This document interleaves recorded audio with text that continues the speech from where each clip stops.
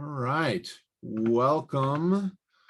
Well, welcome to the replay if you're here late. But if you're watching us online here, we are live streaming as well. We are here and we're of course, live on Zoom, and excited to be talking about today's topic, today's community table session. We're going to be diving into the 5 pillars of consistent revenue. Excuse me, the 5 key pillars of consistent revenue growth.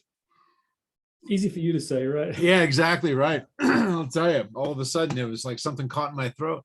But yeah, so we are going to be having a good conversation here, talking about how to kind of develop some consistent revenue over the course of this year and for many years in the future. If you get, these are the 5 things that if we need to start kind of addressing and we're able to kind of crack the code on, so to speak, then we'll be able to see consistent growth here, for years to come too. So not just in 2022. So we'll let some people kind of funnel in here and give it a couple seconds before we do our official introduction. But I'm glad that people are here. It's good to see some familiar faces and see some new or some familiar names anyway, and some new names as well. And it's funny, every time that we go through one of these, my performing days all of a sudden come flooding back to me, because I'm all of a sudden very, very aware of any sort of dead air that I may that I may leave. And so it's like I can't stop talking, but that's what made me a pretty good MC once upon a time, I guess. Right. We should have a joke ready to go, just to fill. Yeah, right. Don't play your dad jokes, but nobody's interested in my dad jokes. Yeah, right, exactly. Hey man, I've got a full Facebook feed that I've curated to be focused on dad jokes and music. So there's nothing wrong with that. All right, well, we'll kick things off here. For those of you who, again, people are still funneling in here, but I do want to say thank you all for joining us today. Like I said, today's community table discussion is focused around the 5 key pillars for consistent revenue growth in 2022. My name is Ian Campbell, and I am the CEO of Mission Suite. And joining me here, as always, is Dean Isaacs. Dean is the founder and CEO of Vantage Group.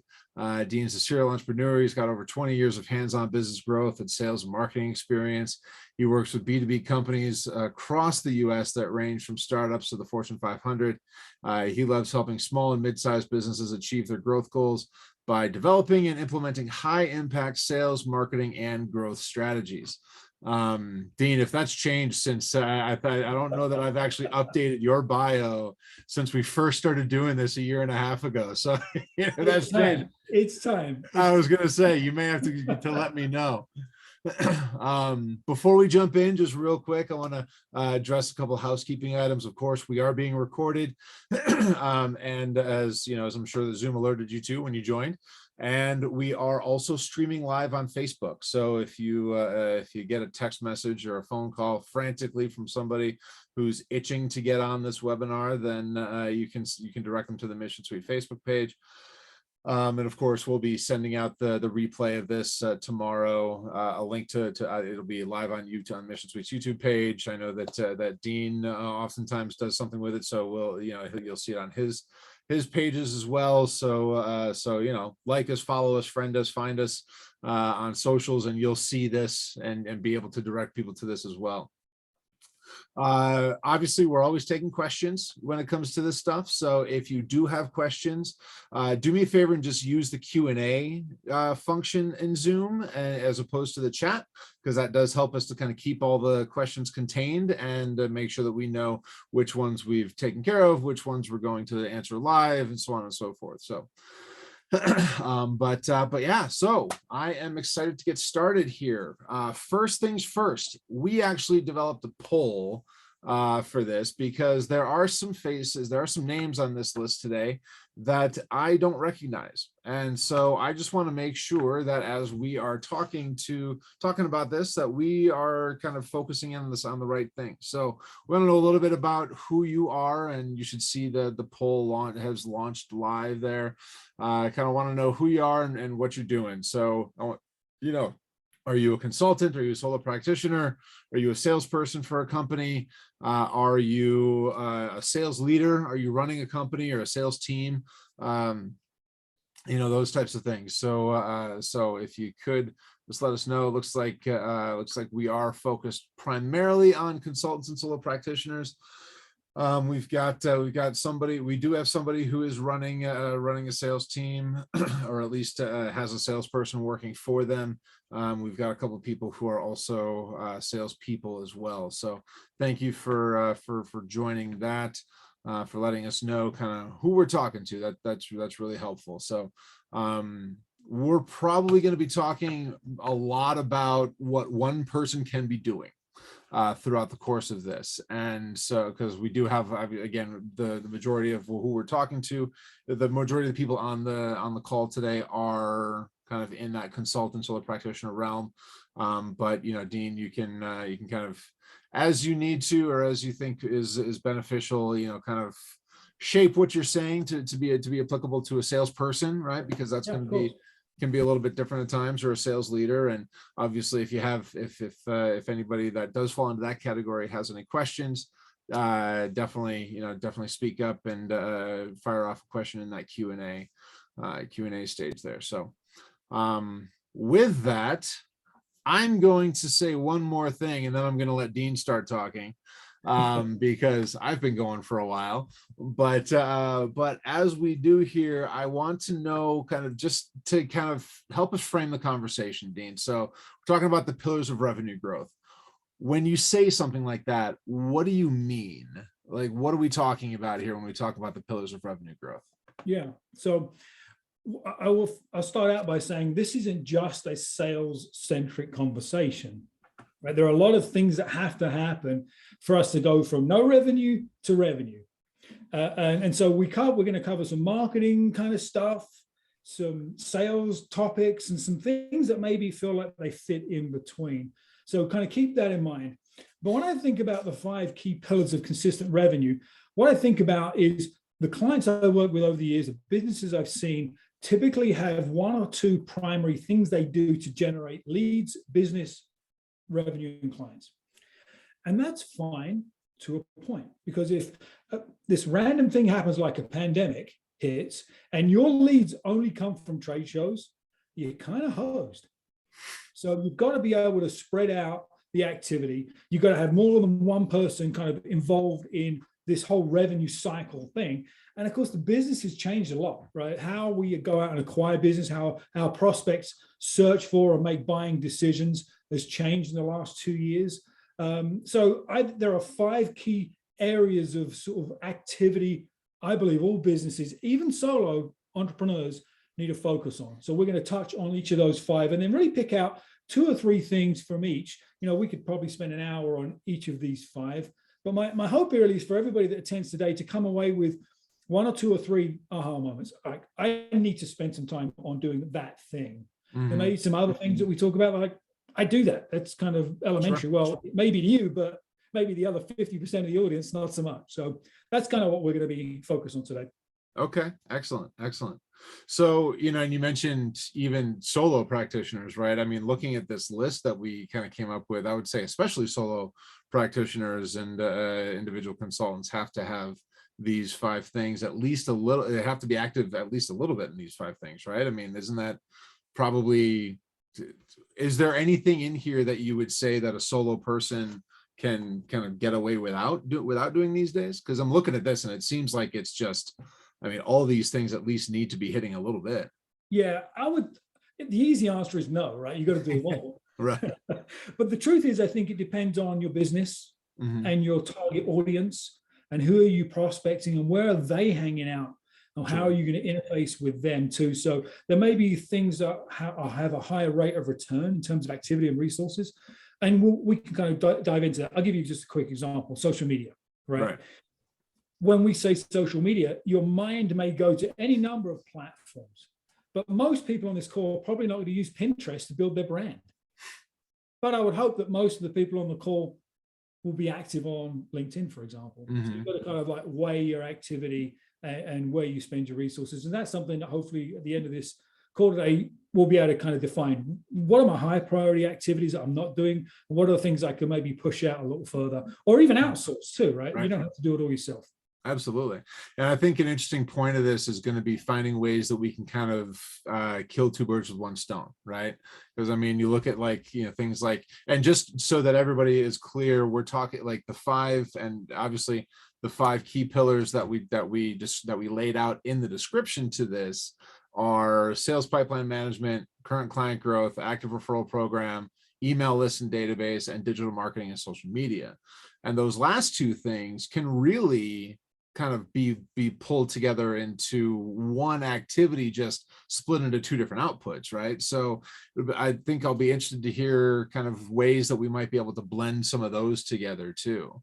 Yeah, they can be blended, or they can be blown apart and be a ton of activities on their own, right? Just absolutely. Digital marketing is such a kind of a big blanket term.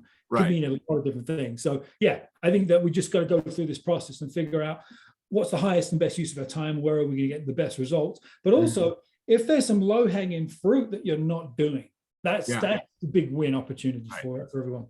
For sure. Awesome. Well, very cool. Well, let's dive into these things here, you know, and you know, let's start with the first one. So we talked about, you know, kind of just going down the list here. So sales pipeline management. First of all, what are we talking about? Yeah. So this is like the fundamental sales activity stuff, right? So sales pipeline management to me is all the things that you do to interact with a lead, a prospect, an opportunity, all the way through the process from lead to close. It actually goes beyond that and sort of like the lifetime value in interaction with your clients, but that's another separate bullet point. So that's what we're thinking about from you when you've identified a lead, all the things that need to happen to get to revenue. And then how do you manage all of those activities? And especially if you're a solopreneur, you're a subject matter expert that is now reluctantly in a sales role, right? Because if you don't sell, you don't do consulting, you don't get to sell and make money. So that can be a scary, the S word can be a scary word for a lot of subject matter experts. And so I really think that you've got to change your paradigm when it comes to selling. And it's nothing more than having conversations. Selling is conversations. If it's trying to persuade and push, you got sales wrong.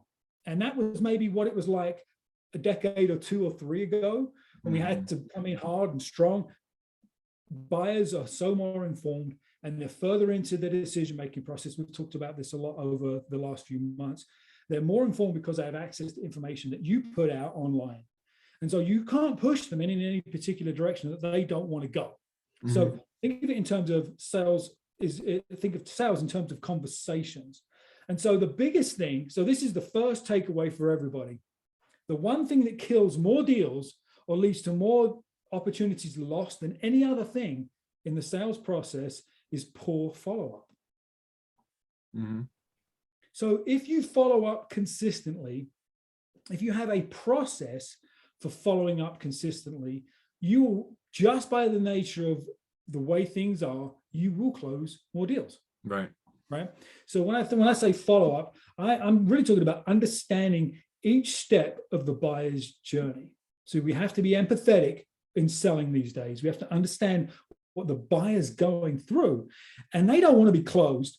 They want to learn and be educated and build trust and understand how we're going to work together to achieve this common goal through this journey.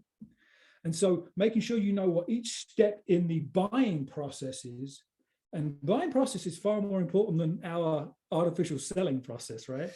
And the follow-up for each step. Your goal is just to move them to the next step in the conversation. So that's what I mean by follow-up. But even when a lead comes in, let's say you've figured out a way to generate leads on your website. The speed that you respond to that lead is really important, because if they're looking at demoing Mission Suite, they're probably looking at demoing some other stuff too, right? And so the reps that respond quickly, get them on a demo, get the conversation moving, have a high likelihood to win the deal, versus someone that's like, no, we'll get to them next week. It's fine. Right. So just that fundamental follow up quickly and consistently and have a process to do so changes your outcomes big time. Yeah, definitely.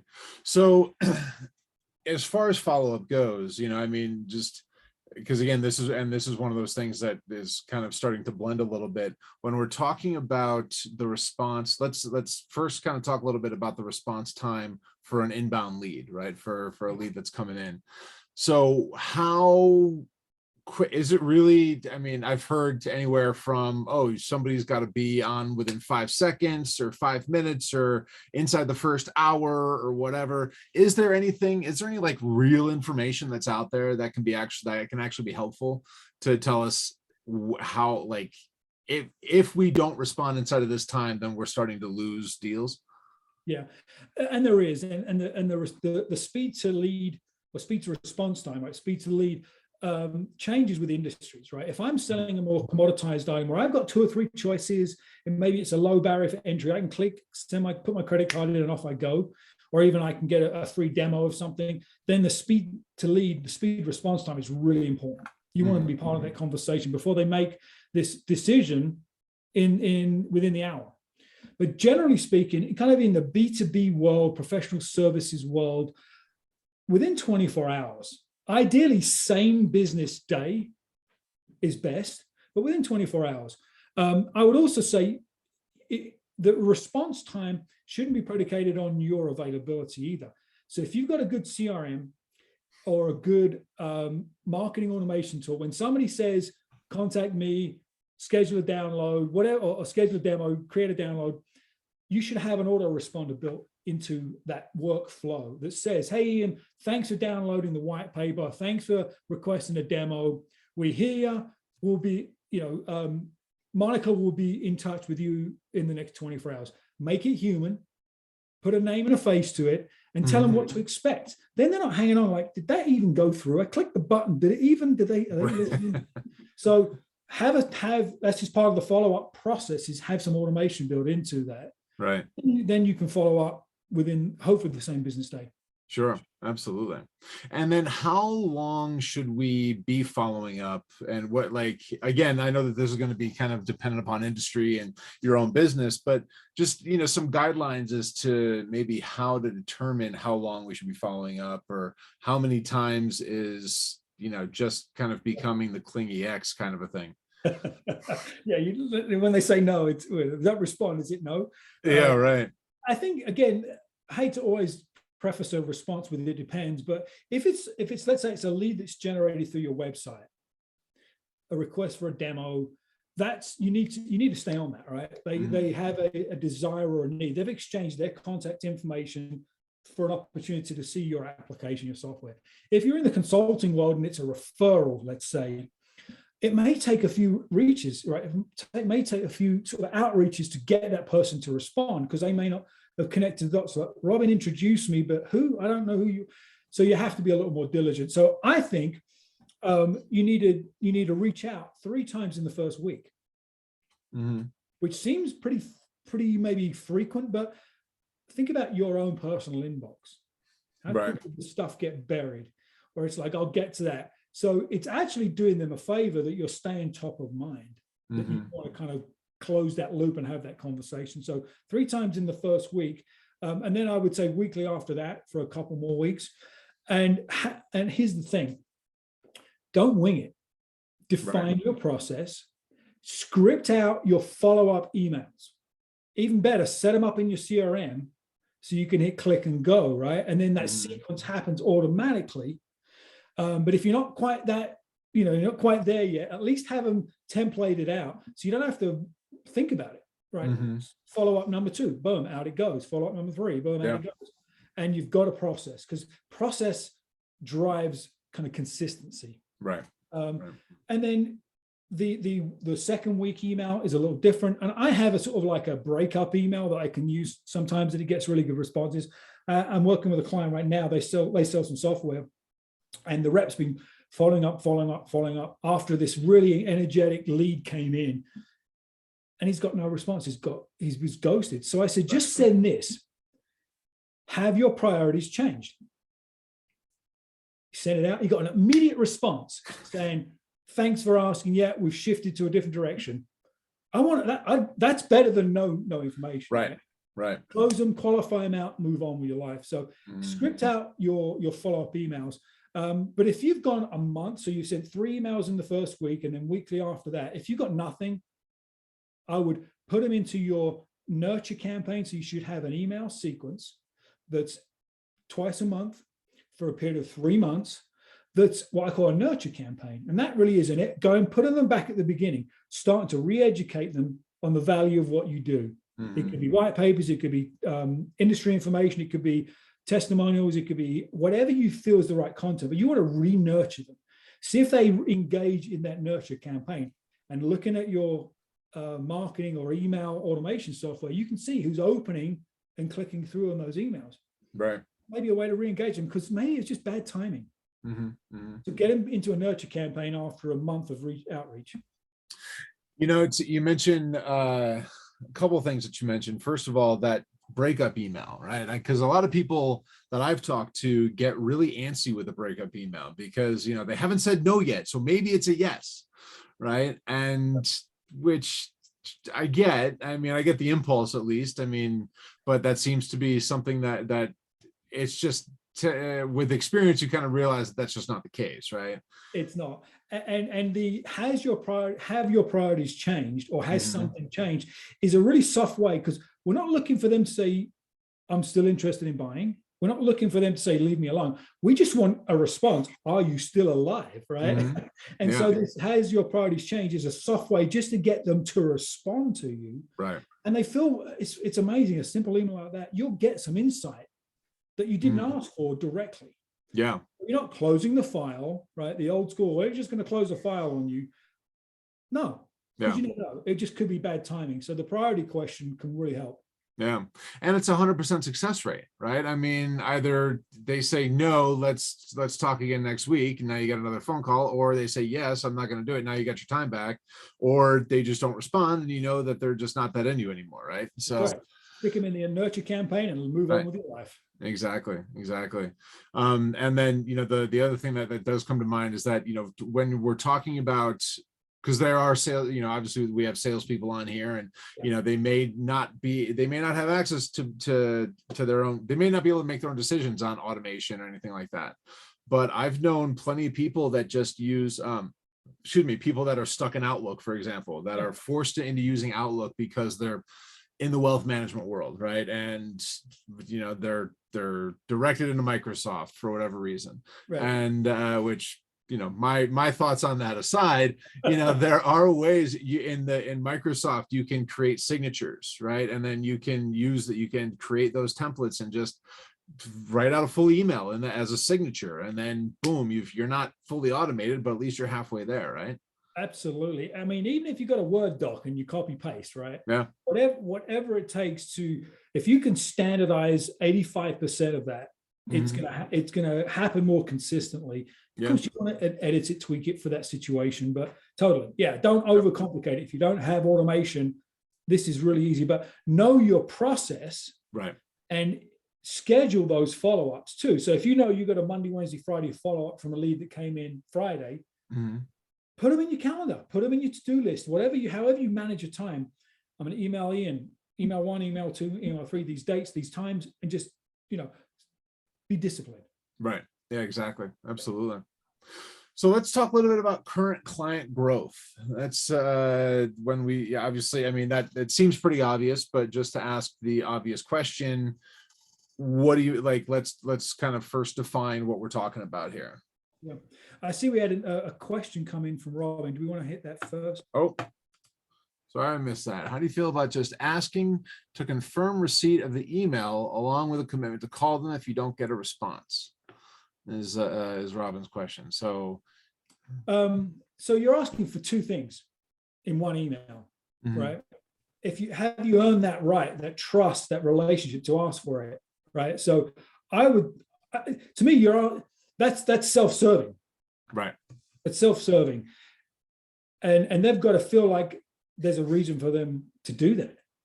So what you're doing is saying, if you don't email me back, I'm going to cold call you. I'm going to hit you up.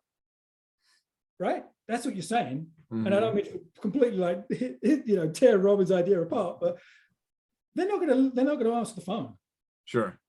If that's what we're saying is, hey, Ian, let me know you get this email. If you don't let me know, I'll give you a buzz.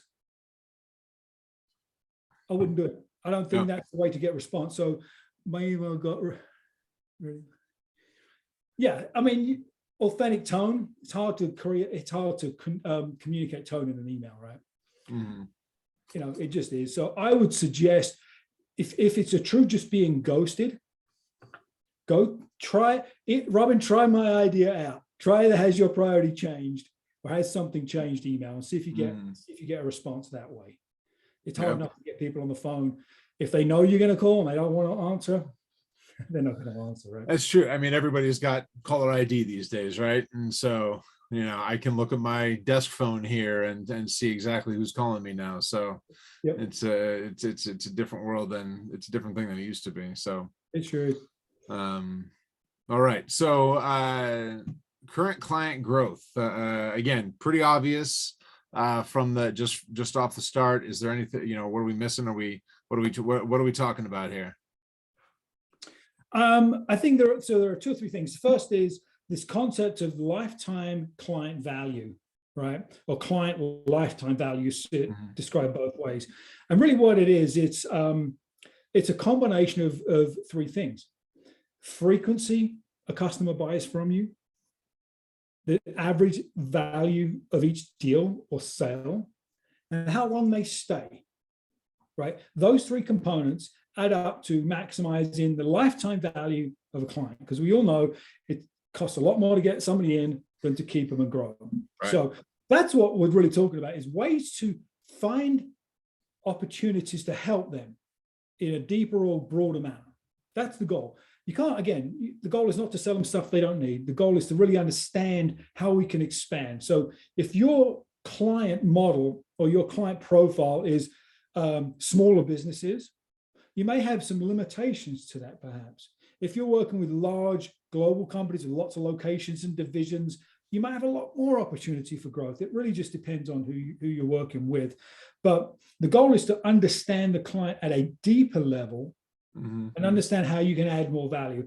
And quite honestly, sometimes that additional value isn't revenue to you. It's you referring them in or connecting them with another service provider that can solve that problem. It's still value. You're building equity in that relationship. And I believe that always comes back around. So high level, that's what we're talking about. Okay. So this is intriguing. That's, I like, for a long time, Mission Suite only had really one revenue model, right? Really one revenue stream. And, there was specific reasons for that. And, even though I knew that, okay, if this revenue, not diversifying revenue is a challenge, but, I'm curious from both of those perspectives, because to your point before, if you have multiple opportunities to make money off of one client, then you're in a good position to do things like that. Right. But if you only have one way, but if you only have one way of, kind of bringing in revenue from a client, how are you able to grow that relationship? Yeah. So there are situations where you can't. And so growth would be with maybe a referral or something else. But let's take Mission Suite just as an example. Yeah. Software's on my mind for some reason this right. week. You grow with a client as they grow their email database, right? That's your metric for growth. Right. And so what can you do to help them grow their email list? It benefits them to grow their email list. So maybe you have a low cost or even a free, perhaps, training course or webinar where you teach them how to grow their email list. It's a huge benefit, a tangible benefit to them. But as they hit that next tier, your revenue grows too. And you've added value to the relationship and they probably will stick with you longer. So that's one example. I think the other one is expanding into new areas of the business. So if you're a consultant, maybe you have a primary focus, maybe you're I don't know, a contract CFO, for example. And usually, a lot of times under that CFO role in businesses, HR, IT, some other random departments fit. Maybe there's an opportunity for you to expand your services and bring in that fractional HR person when you see there's a need. Mhm. So yeah, sometimes you have to get creative, but the truth is that the more you know about their business and their future plans, the better position you're in to grow with them. Mhm. And or not get bumped out by the competition that's done the extra work to get to know them, because no client is locked in for life. We know that. Right. Sure. So one great way to do that is to do regular client reviews. I think that's an easy one to do, is just to make sure that you are doing regular reviews with your client.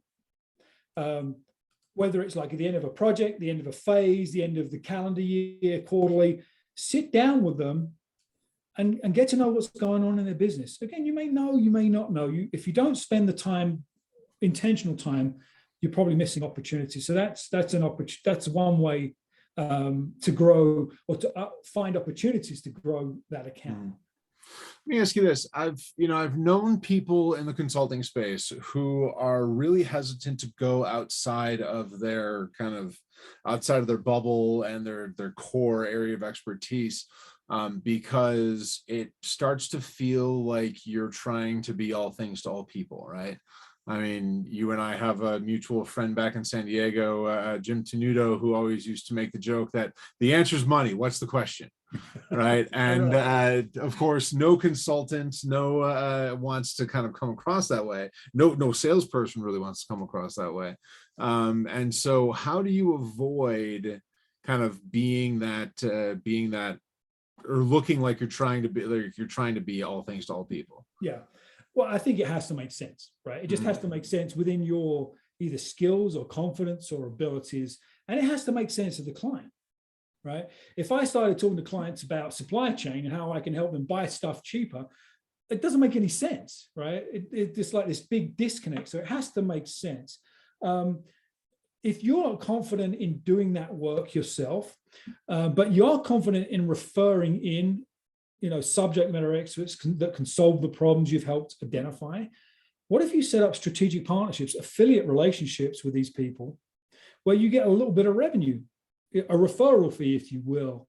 Some people are comfortable with that. Some are not. Some are willing to pay. Some are not. And it is really dependent on the situation. But I've seen that work really well. But you have to have that confidence that they can deliver, because they are also sort of representing you and your brand as well. Right. So there's that. I would say the other thing is keeping in mind the level of service that you're currently offering. You may have a kind of a do-it-yourself offer where you come in, you train them on something and they have to go do it themselves. Maybe you have a more of a done-for-you offer where you're coaching, consulting, but they're really doing the work. Maybe you can offer a done-for-you service where you actually do the work, or you have a team that does that work. Yeah. That's sort of like this ascension model. Each level has a higher touch point, a higher value, and a higher price point too. So really think about the level of service. And is it done for you or done with you or done for you services, which is where most consultants sit. Do you have a way to add on an extra value layer to your services as well by just taking the whole problem off their plate? Yeah. It's another way to grow. Yeah. Very cool. So continuing on down this list, and let's talk a little bit about one of my favorite things, referrals and an active referral program. Yeah. So I may have you chime in as much as you want. You do a lot of referral program education, and you do great stuff. So I think the key here is the difference between passive referrals and active referrals, right? So a passive referral is you just out meeting people, or Zoom meeting people, just collecting business cards and collecting LinkedIn connections. And you hope that somebody says, I remember you, dude, I'm going to introduce you. That's passive. Right. And will that result in some referrals? Yeah, probably at some point down the road, if you're lucky. Yeah, right. But an active referral program is completely different, right? Again, preaching to the choir with you and many of the people who talk to it. Having a plan, right? I really think that it starts with understanding the profile of your ideal referral partner. It has somewhat less to do with what they do like their profession, and more to do with who they are. Some people are natural connectors and natural givers and are looking for opportunities to support. That it's really hard to teach that because it takes effort, right? Yeah. So finding those people, and then also identifying the individuals or the roles that are having conversations at the right level within your client's organization. So if you're networking with people that are talking to, I don't know, manager level employees, but you have to sell to the CEO or the C-suite, they may not be the right referral partner for you. Right. So that's all part of developing this referral profile. So that's the first part. Just figure out who the heck you need to build relationships with. Yeah. And we've all been through this, right? I think probably everybody in the call can raise their hand and say, when I started out, I met with everybody. Right? It was death by coffee meeting, and it resulted in very few referrals. So start there. Start with that, getting clear. Part of building your referral bench, to use your vernacular, right? Your referral partners is then to find those individuals that fit that profile. And you can do it a lot of ways, right? You can just meet a lot of people and kind of filter them down. I found one of the best ways to find great referral partners is to ask great referral partners who they know. Right? Like attracts like. You can certainly go, onto LinkedIn and search certain types of profiles or roles or jobs and connect online. That expands geographically, usually expands your referral partner reach. So those are all part of it. Then it's like, now you've built some people in your referral bench, if you will. Then you have to have a process for following up and staying in front of them. Right.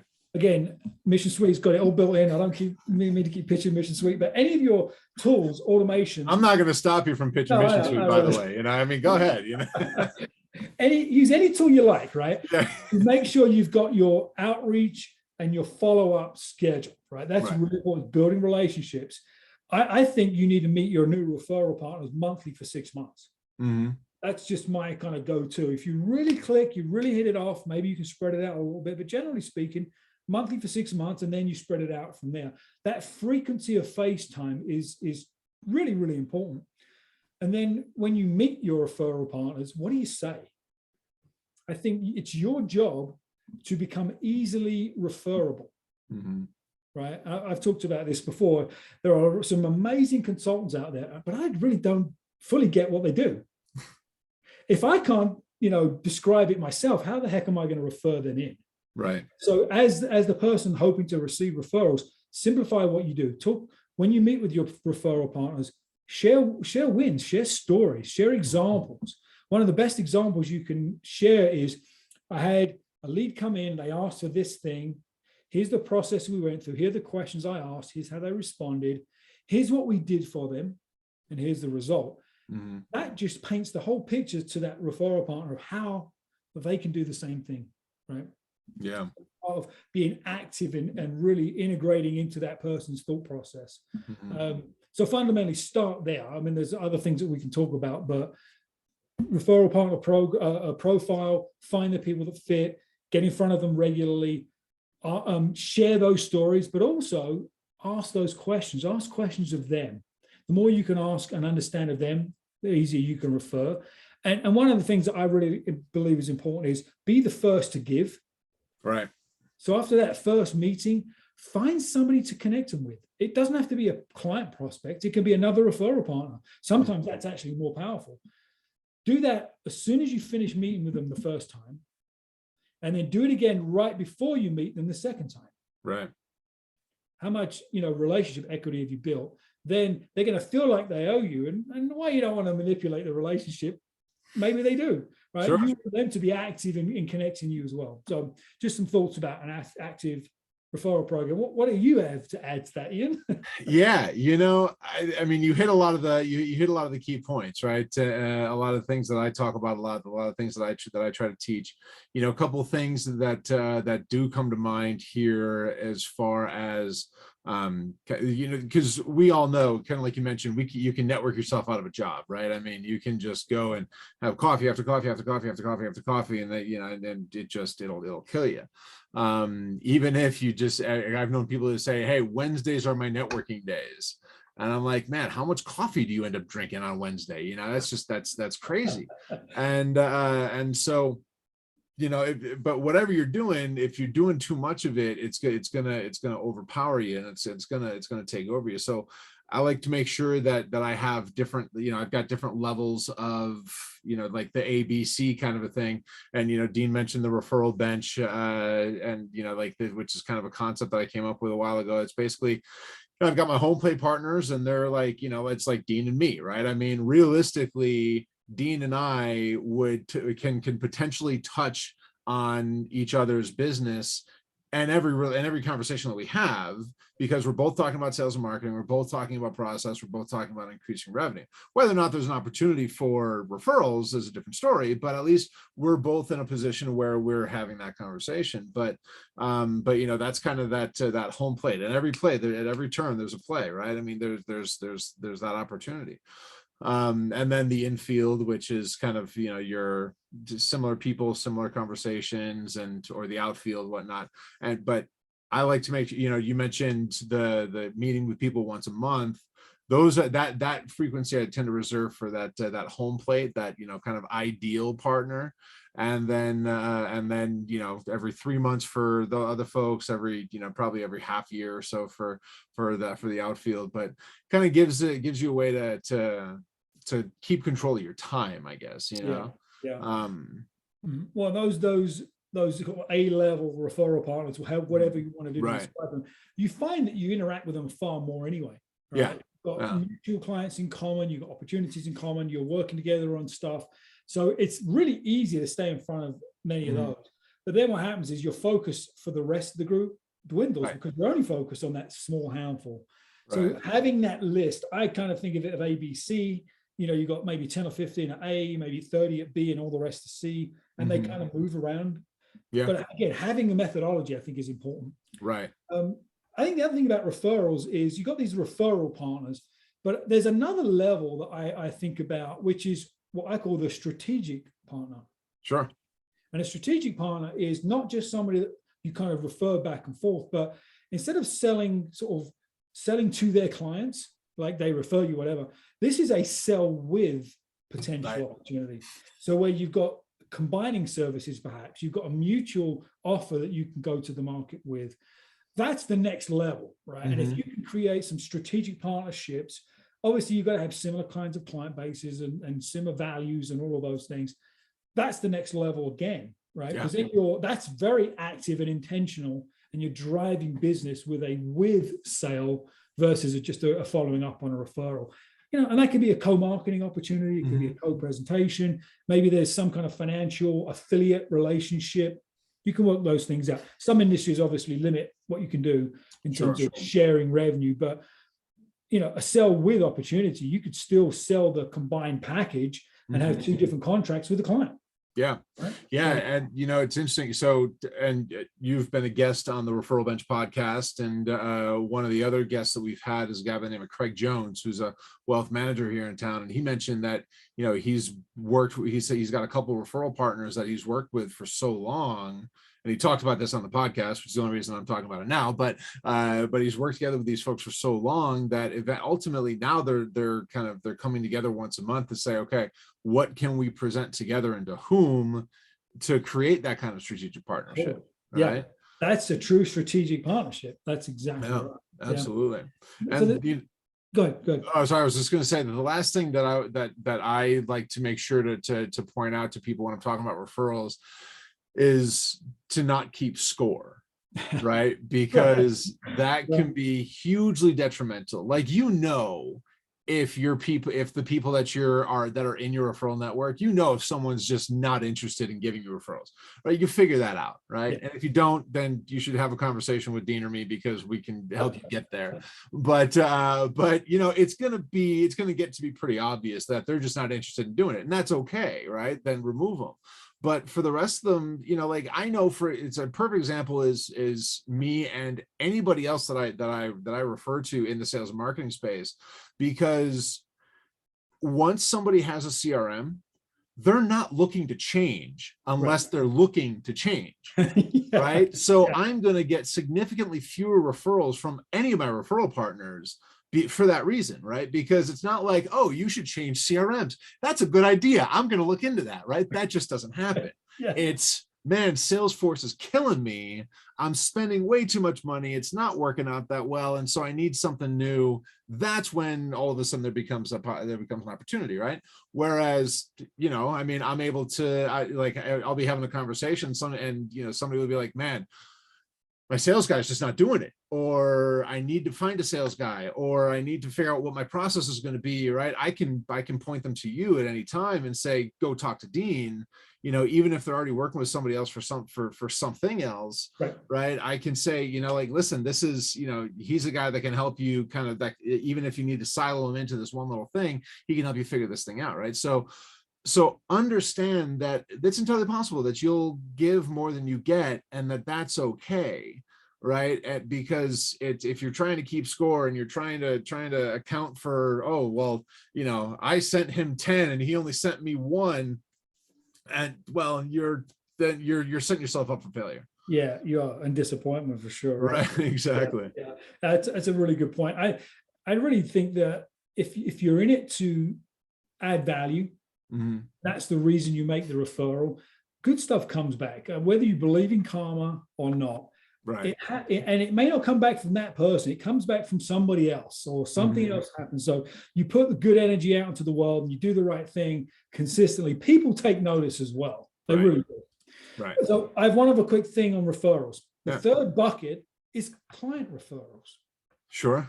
So how can you make it easy for clients to refer? And it's not can you give me the name of 3 people that you know right now before I leave the office? Ain't working anymore, right? Don't do that. But if you've delivered great service, you've built a great relationship, and you can have a conversation about business. You know, so many of my clients will ask me, how's your business going? What are you doing? Because I care about them and they care about me. And it makes it really easy to say, you know what, it's great. I'm actually out looking for a couple more clients. They're going to be proactive in helping you, right? Because you're friends, you're connected. So make it easy for clients to refer. I was looking at different client referral programs, just out of curiosity to see what was out there. And Tesla has this interesting client referral program. Of course, it's consumer products, but nonetheless. Sure. So every Tesla owner can give a friend up to $1,000 in discounts on their purchase of a Tesla. What a great referral program, right? So if I'm a Tesla owner, I refer you and you buy a Tesla, you get $1,000 discount. Wow. Yeah. And then I get entered into this drawing for this super duper roadster Tesla. And every quarter they give away one of these roadsters to one of their clients who made a referral. Now, you've got to adapt that obviously to your world and your business, but one of the best places to communicate with clients, if you have a place where your clients log in to your website, your software, your portal, whatever it is, most of the time, that real estate's not being used well. I was looking at a client yesterday. They're a fulfillment company. They do, manufacturing, distribution, all that stuff. And they've got a pretty good website. We're doing some updates to that and the messaging, but we went to their client login page where every client has to go to see the status of their order. And it's this generic image in the background and this teeny tiny little login box with nothing on that. Well, first of all, it doesn't look like your website. That's a problem. That's a place to communicate with your clients. If you want a client to see something, put in a place where they have to go. Yeah. It's the login page. So maybe you run a referral program, you drop a testimonial, you give an update, have something short and snappy on that page. They will probably read it. So sometimes it's just as easy as communicating with clients, but don't forget, that's the third bucket of referrals is your client base. Right. Absolutely. Absolutely. So we got about 10 minutes left here. So let's talk a little bit about the email list and database. Yeah, we kind of rambled on about referrals. And we could go a lot longer too. Yeah, sure. All right, so emails and database. So think in terms of, so we're talking about the pillars of revenue generation, the things you have control over to drive impact in your business. And now let's take a step back and think about email versus, even though social media is in the next section, I'm going to use that. If you're building your presence and your lead gen and your interaction with your market on social media only, you're risking your business because those are really rented spaces, right? You have no control if Instagram just says, Ian, I don't like the look of your face, dude, and I'm shutting you down. It happens all the time. Yeah. All social media platforms, you're renting space in their world. You don't own it. You don't even really own the content once you posted it. It's out there in the world. So don't get sucked into all things social all the time. I'm not suggesting don't do social, because you do need to do social, but build your email list because you own that list. If you're building that list, you own that list. And hopefully you own the relationships that are connected to those email addresses. Mm-hmm. So have two things going. One is having a list building activity. And you can go back to some prior community table episodes. We talk a lot about evergreen and content and lead magnets, but Right. have something of value, some little piece of premium content. It could be a download, it could be a workshop, a webinar, it could be a video, something that that your primary prospects want to know. Mm-hmm. Little inside scoop, a little free advice. Productize that, make it a PDF, make it a video, and tell people about it. And then they exchange their email address for that piece of premium content. Mm-hmm. That's the simplest way to build your list. So if you're not building your email list consistently, you need to think about how you can do that. So that's number one. And the second is, if you've got a list, it's just like a plant or a tree. If you don't nurture it, it will die. Yep. So have a plan for consistently using that list. You don't want to sell every time you send an email out. That's not good. But if you step back and think about who do I get emails from that I really enjoy? I'm like, when Ian doesn't send that thing, I want to know why. Ian, why are you not sending that email this week? Do you have people that you wait for that email to come in, weekly, bi-weekly, monthly, whatever it is? And look at the content. Look at the kind of information they're sharing, the format that they're sharing, and can you replicate that in your own world?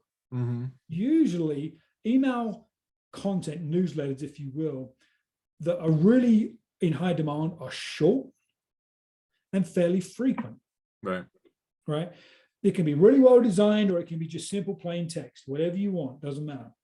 But short, frequent emails with always trying to communicate value is a way to nurture that email list, engagement with that email list, and experiment, right? Use your marketing automation tool, use your email automation tool, and see what kinds of content gets open and what doesn't. Mm-hmm. When you link stuff, are you linking with a button or a hyperlink? What gets clicked on? So experiment with the content. So email list, build it and nurture it. And if you nurture it, you can make sales pitches then, because you've built credibility. There's a guy down in the Springs that sends out probably 2 or 3 emails a week. They look kind of plain text style, Mm-hmm. but he's always telling a story. That's just funny. His email just came in. It caught my eye on the phone. That's really funny. Plain text, fairly short, tells stories about his family, tells stories about his clients, tells stories about his kids. But there's a moral, and that moral to the story usually is some kind of a download this thing to help solve your business problem. It's free, or here's my offer this week. Sure. It never feels salesy and pitchy. And I kind of know he's going to do it. That's all right. I still enjoy reading the emails. Yeah. So that engagement is critical with email lists. So Mm-hmm. build that database, build that list, have a plan to do so. If you have questions on lead magnets and sort of premium content, reach out to me. I'm happy to chat. But don't live in somebody else's rented condo. Yeah. Right? They can take the keys away. Make sure you own one of your channels, which is your email channel. Absolutely. And it's interesting because people used to look at social media as building the well, right? And they continually dip into, and then Facebook made their first set of changes to how they publish organic and unpaid content. And next thing you know, everyone's realizing, oh wait, it's not an actual well. There's actually not a lot. There's no water there, right? So yeah. Yep. But I guess more accurately, they can just keep shrinking the well. Yeah. Or you have to pay to be able to dump a bucket in there, right? That's the other thing. LinkedIn has done a bunch of changes and continues to do so. Mm-hmm.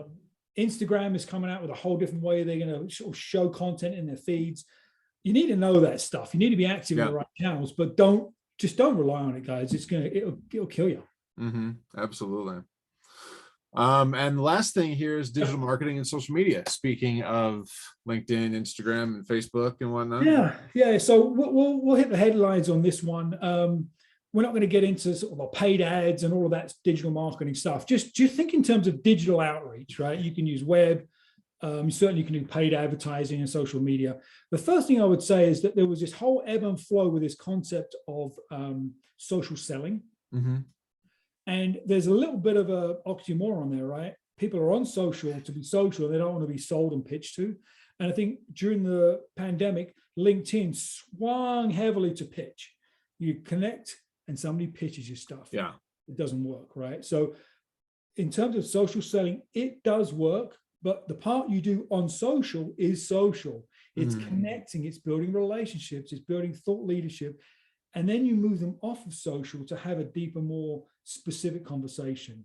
That's the part that often gets missed. You see the Instagram influencers and they sell bunches of stuff, whatever, right? That's 1% of the 1%. Who cares? Right. You and I and the rest of the people on the call today, that's not probably going to happen too often. Mm-hmm. So use social to build thought leadership and relationships. If you add enough value, you can connect with those people and get them to interact with you somewhere else. Email, call, webinar, whatever. So social selling does work. Just don't sell on social. Right. That's my first little kind of point. The other is content. This ever challenging sort of strategy around SEO, search engine optimization, getting people to find you online. One of the best things you can do is post blog posts on your website regularly. A couple of times a month, ideally. I mean, if you've got the bandwidth, weekly, that's hard to do. Because every time you post a new blog post on your website, it's a new web page that Google gets to index. And if you've optimized that content for the right search terms that people look for to find your stuff, it increases your SEO significantly. So the beautiful thing is this: if you write a blog post, that can become a script to your video, and it can be broken into a bunch of small social media posts, and your video can be broken up into snippets. And all of a sudden, you've got a couple of weeks worth of content from one blog post. Right. So that repurposing on digital and social is really important. So people struggle with content. They struggle with SEO. And what are people searching for? And what do I do? So everybody write down this website. It's alsoasked.com. So ALSOASKED.com. I'll just drop it in the chat. Alsoasked.com. What this website does is it will show you what people are searching for. So you start putting in general terms that your business can help solve. It's going to show you the search volumes and what people are searching for, and the sort of the path they go through. So maybe they're searching for CRM. It's a big, broad topic. You can click through and get deeper and deeper and deeper. And then you can create content around what people are actually searching for. It's almost buyer intent research. So social selling, don't sell on social, but you can sell on social or with social, and regular blog posts that are SEO optimized. Those are my two big things that I see most people missing that are low-hanging fruit when it comes to revenue. And by the way, all that stuff is also great for your email list, right? Great for email nurture. If anybody here is on the Mission Suite Journal email list, and every week you get the email that has the latest YouTube video and the link to that, and you've got the whatever the next community table session is going to be, a link to the podcast, like all those things. It's all happening anyway, right? I mean, it's all content that we're making, so it's all going out to the email list, and that way I don't have to think about, what's going to be my next email. It's already done for me. So built in, yeah. Right. Yeah. So those are my 5 recommendations. They will all impact your revenue moving forward. So go through the list. If you have questions, reach out. But very few businesses I work with are doing all 5 of these, or even doing all 5 poorly. They're just not doing all 5 consistently. Yeah, absolutely. Excellent. Well, thank you very much. We are here at 2:59. So I think we did pretty well. overall. But yeah, absolutely. Thank you all so much for being here. Dean, thank you as always. It's enlightening and a great conversation. And as I mentioned before, this is going to be on YouTube. It's going to be on Facebook on the Mission Suite pages. I will also include a link to that alsoasked.com in the comments of Facebook, in the description of the YouTube video, so that you can get to that as well. And yeah, thank you so much for being here. And I hope that you all have a great rest of your week and a phenomenal 2022. And we will see you next month. All right. Thanks, Cheers. everyone. Take care. Bye.